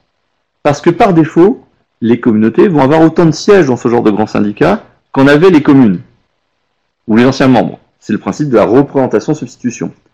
Donc si je suis sur un syndicat qui avait 200 délégués, il y aura a priori toujours 200 délégués. Mais, sur le nombre de missions qu'on accompagne, et on a déjà connu ce phénomène-là aussi sur la GEMAPI, nombre de syndicats nous disent on est quand même confronté à des difficultés. On a été obligé d'inventer des gouvernances pour gérer le fait qu'on est trop nombreux à devoir siéger. Puisque l'unité de valeur, c'est comme il y a au minimum, chaque membre doit avoir un délégué. Certains ont créé des commissions géographiques, avec un rôle commission électorale qui permet d'avoir, sur un tel territoire, il y a 50 délégués, ils en désignent 10 pour siéger en permanence à la communauté, au syndicat. Mais nombre de syndicats nous disent que c'est vrai que le quorum, ça devient difficile, etc. Et donc, cette réforme est souvent l'occasion aussi de se reposer la question de la gouvernance et de la simplifier. Mais attention, comment simplifier la gouvernance sans s'éloigner de la réalité du territoire? C'est un autre enjeu. Alors, prenons l'exemple du SDA d'Alsace-Moselle. Aujourd'hui, on est sur une structuration, grand syndicat, beaucoup de membres, où il y a des collèges avec des commissions géographiques par secteur, Nord, Strasbourg Nord, Galacus, Strasbourg Sud, Ouest, Sud, qui siègent dans les assemblées territoriales, qui siègent dans le conseil d'administration, et qui siègent dans une commission permanente. Effectivement, un peu du bureau, et là, en fait, c'est un conseil, un comité syndical restreint. Peut-être que l'évolution des structurations font que les communautés, en fait, vont devenir ces assemblées territoriales. Et peut-être qu'on peut supprimer un étage. Le SDA de l'Aube, pareil, il y avait des commissions géographiques, il y a des commissions géographiques, avec des délégués des collectivités sur les territoires, qui pour la GEMAPI sur les bassins versants, qui désignent leurs représentants et ainsi de suite. Eh bien, il y a peut-être aussi des réductions. De même, sur le SME de l'Allier. Tout ça sont autant de territoires qui se posent des questions sur effectivement les impacts en la matière et les structurations qu'on peut faire en termes d'échelons. Mais la loi Ferrand peut altérer les choses, parce que là où on devait avoir du coup des suppressions d'échelons assez facilement par la loi NOTRe, la loi Ferrand, maintenant, certains syndicats pourraient ne pas les réduire. Mais relevons aussi une chose, il y a d'autres outils qui sont aussi à envisager, notamment les fusions de syndicats. Mais, du coup, nombre de ces territoires se pose la question. Puisque désormais on a moins de membres, est-ce que la communauté qui aurait 25 membres, parce qu'elle avait 25 communes par exemple, est-ce qu'on ne divise pas par deux? On passe à 12 délégués par exemple, ce qui va déjà de réduire par deux tout le monde. Est-ce que je prévois encore un système où telle commission géographique devait désigner des délégués? Et puis parfois les commissions géographiques, il faut les revoir, même si je veux les garder. J'ai une communauté, les communes étaient elles sur deux commissions géographiques différentes, mais là j'ai une communauté, elle va normalement siéger sur deux commissions géographiques différentes. Je fais comment? Est-ce qu'elle devient une seule commission à elle seule? Est-ce qu'elle désigne des délégués avec 3 délégués d'un côté, 8 délégués de l'autre? Tout ça, c'est des questions à voir. Donc du coup, au-delà de la prise de compétences sur les syndicats, il est important de se poser du coup la question des impacts que cela engendre pour les syndicats. Au-delà de la prise de compétences pour les communautés, ça se pose la question des impacts de la prise de compétences pour les communautés. Il est important de... je refais, prise de compétences, des impacts sur les syndicats. Voilà, j'y arrive, excusez-moi. Puisqu'effectivement, il est important de pouvoir, au-delà de se poser la simple question de ce qui se passe chez moi, communauté, il est important de se poser la question dans sa globalité des effets en cascade sur les superstructures. Ça peut être des retraits des syndicats que je vais demander, mais d'abord, au minimum, il faut se poser la question, parce que moi, communauté, si je décide dans mon coin de me retirer, je peux mettre en difficulté d'autres territoires. C'est-à-dire qu'on a rencontré des territoires qui veulent se retirer d'un syndicat uniquement par principe pour pouvoir dire « je maîtrise mon service », parfois un peu par caprice de service aussi, ça peut arriver, mais sans se rendre compte de toute la complexité que ça va générer derrière, parce que c'est un système qui est peut-être dur à détricoter, parce que la ressource est mutualisée, elle le sera plus difficilement, ou en tout cas, au minimum, il faut dans ces cas avoir une feuille de route en prenant en compte les voisins. Surtout qu'en plus, il n'y a pas de sens parfois à sortir d'un syndicat à l'heure où je dois non seulement maîtriser avoir la ressource, mais aussi multiplier les ressources secondaires. et le syndicat pouvait apporter. Par contre, parfois, l'enjeu est de revoir la gouvernance, ou que la gouvernance laisse sa place aux urbains qui parfois ont été frustrés pendant des années d'être sous-représentés en la matière, alors qu'ils ont des gros enjeux, parce que la population consommatrice est chez eux. À l'inverse, rappelons quand même que d'un point de vue territoires ruraux, les urbains sont ceux aussi qui viennent souvent prendre la ressource en ruralité pour alimenter donc fruit des tensions. Donc il est important de dialoguer, d'échanger à l'échelle du territoire. Et puis parfois, la solution n'est peut-être pas binaire, de dire je reste ou je reste pas dans le syndicat. Parfois la solution, au-delà de se dire je fais quoi de l'échelon local, est-ce que c'est un échelon électoral, est-ce que je fais siéger à tous les niveaux de structure et ainsi de suite. La question parfois elle est aussi de se dire est-ce que le périmètre du syndicat est pertinent.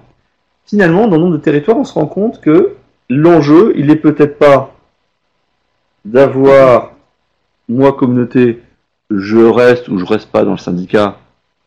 Le syndicat, il est peut-être effectivement petit. Il devient petit.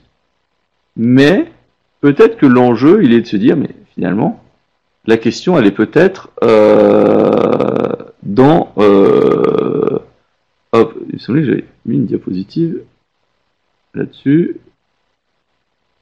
Voilà. Ah oui, en fait, ça saute ici. L'enjeu, il est parfois finalement de se dire, c'est pas tant au niveau de la communauté que la question doit se poser, mais puisque les communautés vont prendre la compétence, qu'elles pourront avoir moins de délégués, on peut faire des structures à une gouvernance plus accessible, plus représentative des communautés. Bien. Je peux créer des commissions géographiques où, même si j'ai des conseillers non communautaires, même s'il y a moins de conseillers, je fais participer des délégués des communes aux travaux. Ils ne sont pas conseillers au sein du syndicat, ils ne sont pas délégués syndicaux, mais ils sont associés aux travaux, à la réflexion par secteur géographique. Et de plus en plus on a ça, c'est-à-dire qu'on réduit la taille du comité syndical, et par contre, on a des commissions géographiques plus ouvertes, où du coup, eh bien, les maires, par exemple, participent aux travaux et ainsi de suite, ce qui permet aussi du coup, eh bien, de restreindre la taille du conseil et de le rendre plus efficace, mais de bien s'appuyer sur la base et la connaissance de terrain et les remontées de terrain des demandes de la population. Mais ce qu'on a pu constater, c'est que les syndicats, du coup, eux aussi ont commencé à se structurer. Et nombre de syndicats qui, en parallèle, ont commencé à engager des réflexions de fusion. Alors souvent, c'était pour atteindre la seuil critique de 3 syndicats. Mais même avec la loi Ferrand, les projets n'ont pas forcément avorté parce qu'ils disent, mais finalement, c'est l'opportunité de faire ces rapprochements dont on parlait, mais qu'on voulait pas, on voulait rester dans notre coin, on était tranquille. Mais c'est vrai que si on veut sécuriser la ressource, créer une meilleure solidarité, être plus efficace, pouvoir atteindre aussi des seuils pertinents par rapport à de la compte publique ou une belle régie, eh bien, peut-être que la fusion de syndicats est devenue pertinente. Fusion de syndicats ou d'autres rapprochements, avec des adhésions de syndicats pour étendre un grand syndicat de mutualisation. Et puis parfois on a à l'inverse, des discussions sur la dissolution spontanée des syndicats. Mais du coup, là où ça se passe bien, c'est quand ce n'est pas le fait d'une décision spontanée d'une seule personne. Voilà. Voilà donc un petit peu les mouvements qu'on a pu constater et observer. Je sais pas quand je reviens voilà, là-dessus. Je suis à votre disposition pour les questions. Merci. Merci à tous. Pardon. Merci, Maître Landau. Eh bien, nous allons passer au temps d'échange. Alors, première, Claude Juvanon, Guy Fourneret nous saluent tous. Bonjour Claude, bonjour Guy. Cédric Viguier, le texte du projet de loi Ferrand tel qu'il est rédigé aujourd'hui s'applique aux, donc je cite, communes membres d'une communauté de communes qui n'exercent pas, à la date de la publication de la présente loi, à titre optionnel ou facultatif, les compétences relatives à l'eau ou à l'assainissement. Or, à ce jour, la quasi-totalité des communautés de communes exercent la compétence ANC, soit une partie de la compétence assainissement qui serait à partir de 2020 insécable. Aussi, les communes membres d'une communauté de communes qui exercent, à la date de la publication de la présente loi, à titre exceptionnel ou facultatif, une partie de la compétence assainissement peuvent-elles s'inscrire dans le cadre de la future loi Ferrand? Alors attention, parce que ce que vous évoquez là est effectivement la version Assemblée nationale telle qu'elle avait été adoptée, sur laquelle le sénateur était revenu, et dans la proposition de loi qui a été redéposée post-commission mixte paritaire, n'aurait plus cette mention-là. Donc à voir, mais encore une fois, on n'en sait rien tant qu'on n'a pas le texte définitif, mais a priori l'écueil que vous signalez et qui était bien réel, devrait ne plus être un écueil dans le texte adopté le 28 juin. Alors, Claude Juvanon vous demande comment finance-t-on la compétence eau pluviale urbaine et quid du ruissellement qui n'est pas urbain, qui est la compétence et qui finance? Alors, sans trop m'avancer sur le sujet, puisque vous avez en plus une web conférence qui est prévue spécialement là-dessus, mais à la limite ça fera un peu de teasing pour mes camarades.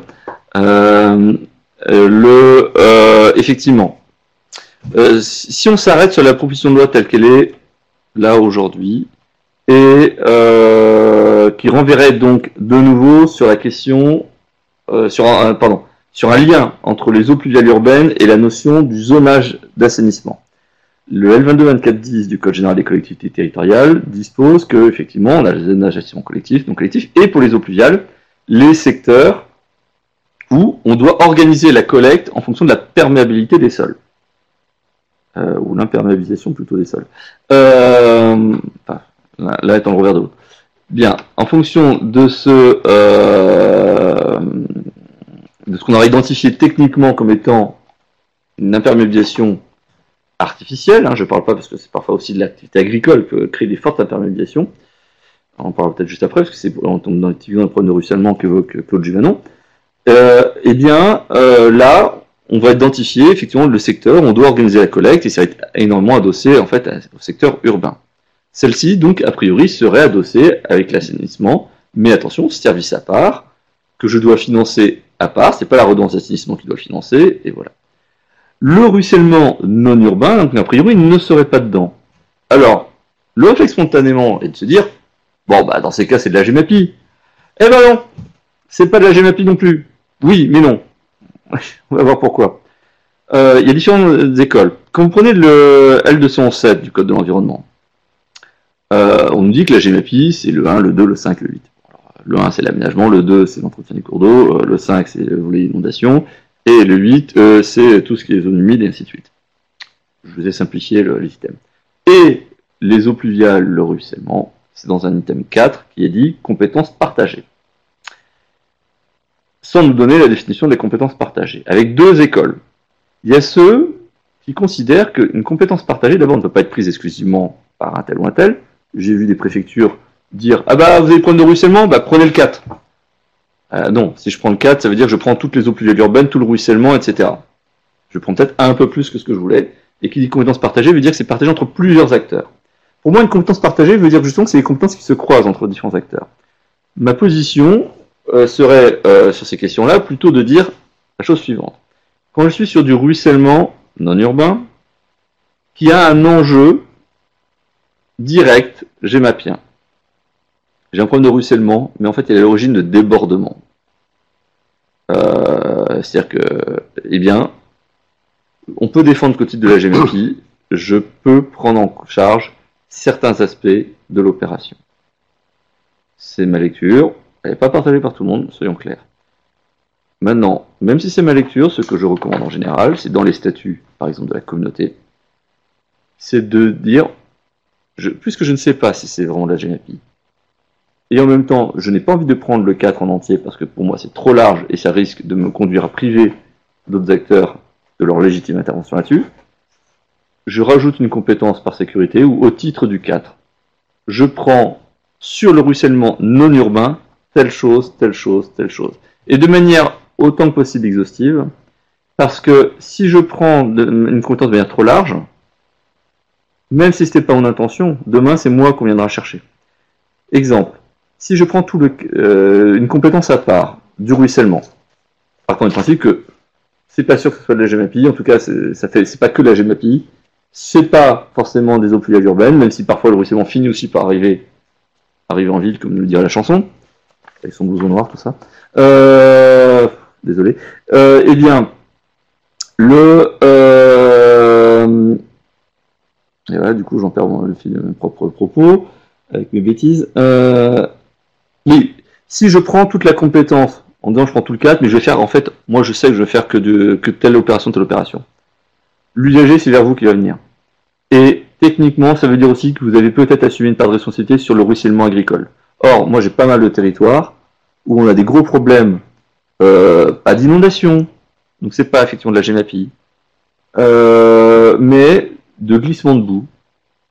C'est du ruissellement agricole, ça dévale, on a un dossier récemment sur des problèmes de champs de maïs, mais on l'a déjà rencontré sur des vignes, où en réalité les sillons, en fonction de comment ça a été fait, peuvent conduire jusqu'à quasiment un taux de 70% de taux d'imperméabilisation. Et ça, comme incidence, de tout faire dévaler, arriver sur de la voirie, etc. Et tout le monde qui va chercher la responsabilité de la communauté. Alors si la communauté n'a pas de compétences, ce n'est pas non plus de la compétence de la commune, c'est des jeux de responsabilité. Alors il faut expliquer aux personnes qu'il faut engager la responsabilité de l'exploitant, c'est à lui de prendre les mesures pour que ce qui vient de son fond supérieur ne nuise pas au fond inférieur. Mais c'est la responsabilité de chaque propriétaire des fonds par rapport au ruissellement. Mais si j'ai pris une compétence en la matière, eh bien, j'ai assumé une part de responsabilité. Je pourrais peut-être me retourner dans la matière, mais il est légitime d'aller me chercher, et quelque part, j'ai décidé de prendre la responsabilité sur des entretiens haute de voirie. Donc, effectivement, la question du ruissellement non urbain est un vrai enjeu. Aujourd'hui, c'est un peu le no man's land, et je peux l'investir au cas par cas, soit parce qu'il y a un lien direct au titre de la GEMAPI, peut-être que j'ai pas besoin de prendre une compétence de plus, soit c'est pas certain, ou je rentre sécurisé et je prends une compétence ciblée.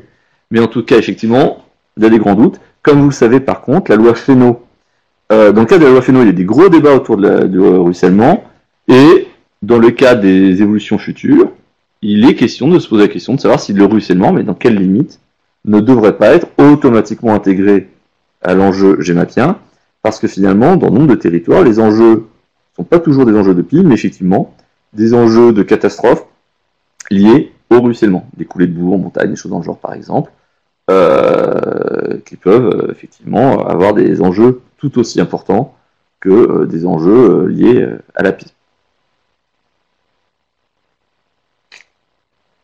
Pardon, Maître Landau. Oui. Eh bien, écoutez, je n'ai plus qu'une question, donc je vous invite à la poser dès à présent si vous en avez une dans la tête. C'est le moment. Claude Juvanon revient sur... Didier Manière revient sur que pensez-vous du positionnement de certaines agences de l'eau qui envisagent de ne financer que les EPCI compatibles loi NOTRe pour leur projet du petit cycle de l'eau dans le cadre du 11e programme.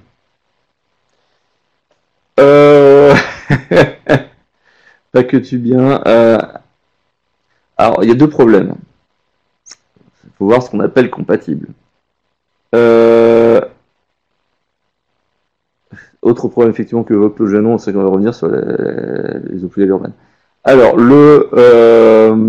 effectivement, on voit bien, les transferts, souvent pour organiser les transferts de compétences, on vous a poussé à vous structurer aussi en disant, moi, je ne financerai plus que certains projets. Alors, à mon sens, si l'agence de l'eau venait à faire une discrimination sur la base de la pertinence juridique, technique des équipements, en disant, voilà, moi, je ne finance désormais que les équipements, les stations d'épuration de plus de temps d'équivalent habitant, que les équipements qui peuvent démontrer qu'il y a eu un travail de mutualisation, etc. Pourquoi pas? Ça peut être brutal pour certains territoires, mais pourquoi pas, après tout, je peux comprendre qu'en tant que financeur, avec de l'argent qui est parfois repris par l'État, vous aurez remarqué aujourd'hui, je suis dans mon mode poujadiste aujourd'hui, je suis désolé, boulangiste, les services de l'État, je peux comprendre que l'agence de l'eau, effectivement, elle cherche à optimiser en disant, je ne veux financer que vraiment les projets prioritaires et qui démontrent qu'ils auront une meilleure efficacité, en meilleur rapport qualité-prix, on va dire, financiers. Donc si c'est à la limite, c'est de dire je veux que je ne financerai que les EPCI qui portent des projets qui sont effectivement qui s'avèrent être plus pertinents que d'autres, pourquoi pas. À voir comment on apprécie cette pertinence, mais effectivement, si c'est ça, pourquoi pas. Encore que, sans doute que dans certains cas, il est peut-être plus préférable d'avoir 2-3 petites stations d'épuration que une méga step par exemple, parce que derrière il y a d'autres impacts à prendre en compte. Mais en tout cas, ce sont des critères qui peuvent être objectifs. Il faut voir les conditions. Si par contre, il s'agit de dire je ne financerai que certains modes de gestion, que certains types de structures de portage, alors pour moi c'est probablement, très probablement illégal.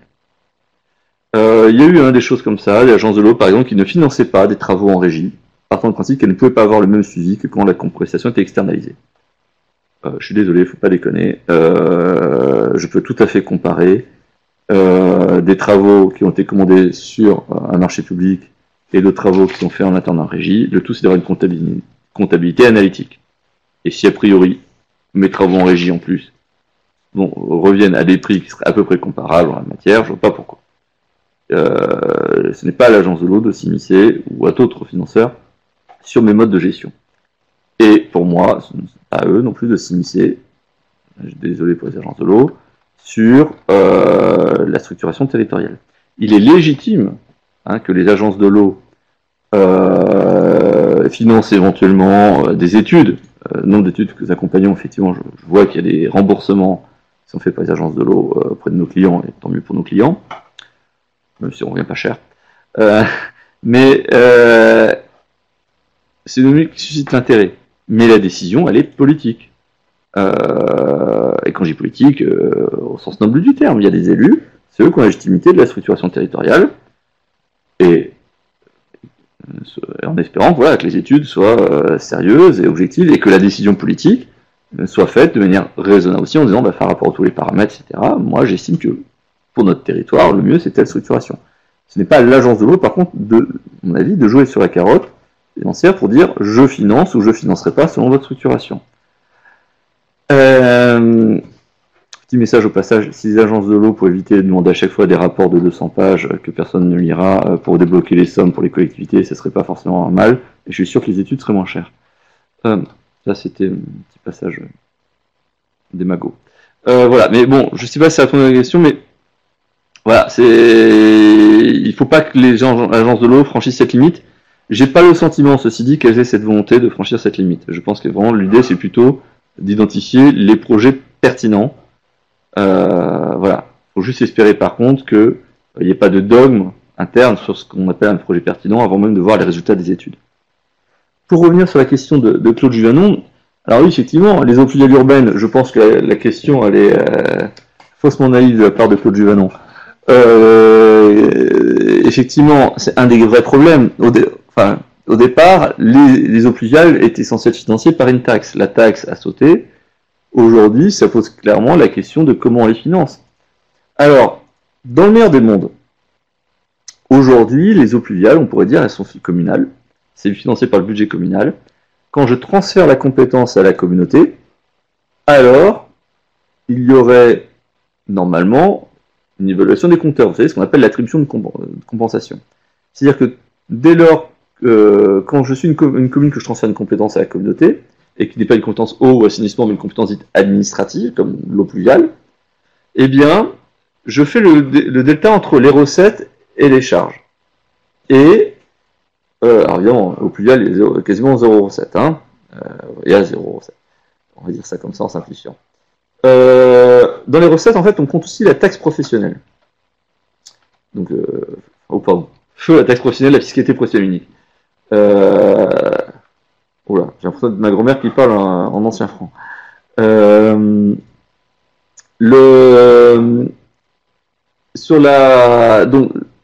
on fait cette évaluation.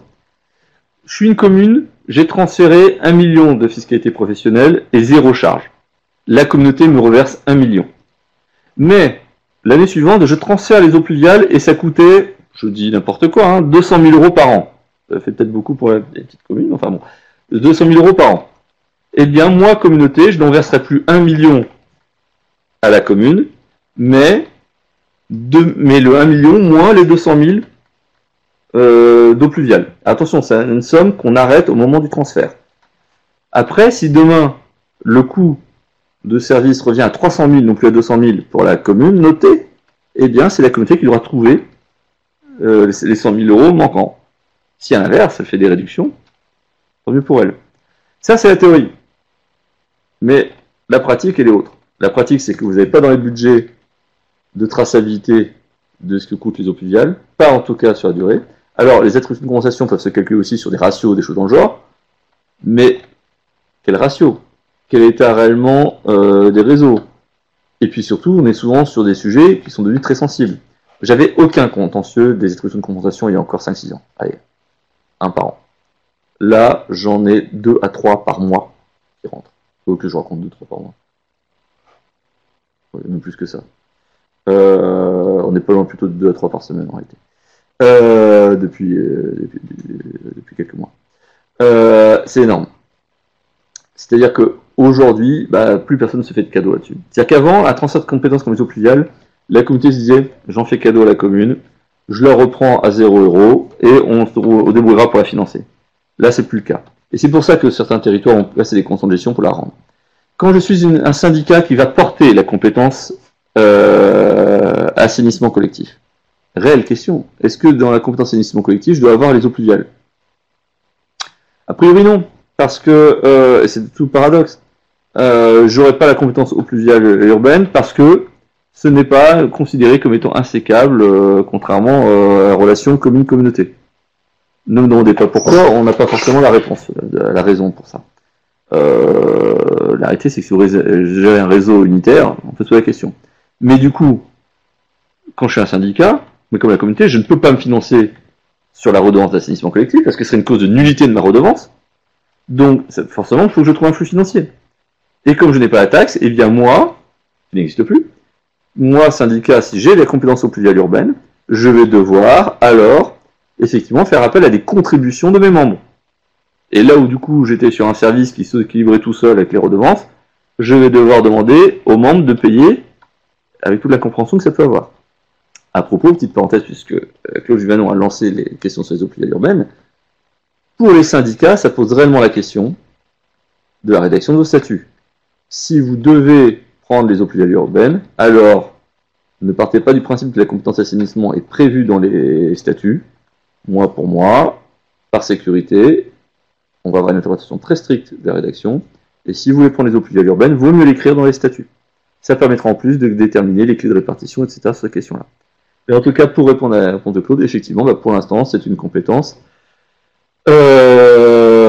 qui n'est pas financée, puisque les 2 tentatives de taxes sur les eaux pluviales n'ont pas donné de suite. Bien. Nous n'avons plus de questions.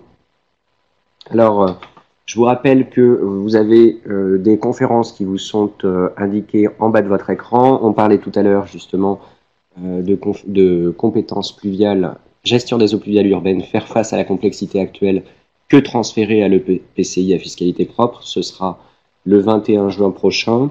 Et puis le 4 juillet, une conférence sur la compétence défense incendie extérieure, donc à l'échelle communautaire.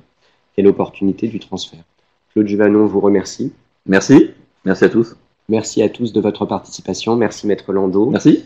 Et je vous invite donc tous à remplir notre petit questionnaire de satisfaction que vous connaissez, vous avez l'habitude. Est-ce que vous êtes satisfait?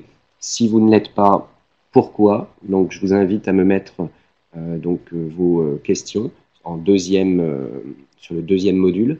Et puis une question qui est très importante puisque vos collègues qui étaient dans votre bureau et qui suivaient la conférence avec vous, je ne les ai pas vus dans mon listing, donc forcément je ne pourrai pas leur envoyer leur attestation de formation. Alors je vous demande de bien vouloir m'indiquer leur nom, prénom, fonction, mail et téléphone, ainsi que toute information que je puisse récupérer pour faire les choses de la meilleure façon possible. Vous avez 2 autres questions qui vous permettront aussi d'indiquer vos attentes pour les prochaines conférences. Et est-ce que vous avez une expérience à partager? Si vous le souhaitez, vous pouvez également prendre la parole comme Maître Londeau aujourd'hui dans nos studios. Merci à tous et très bonne journée. Merci.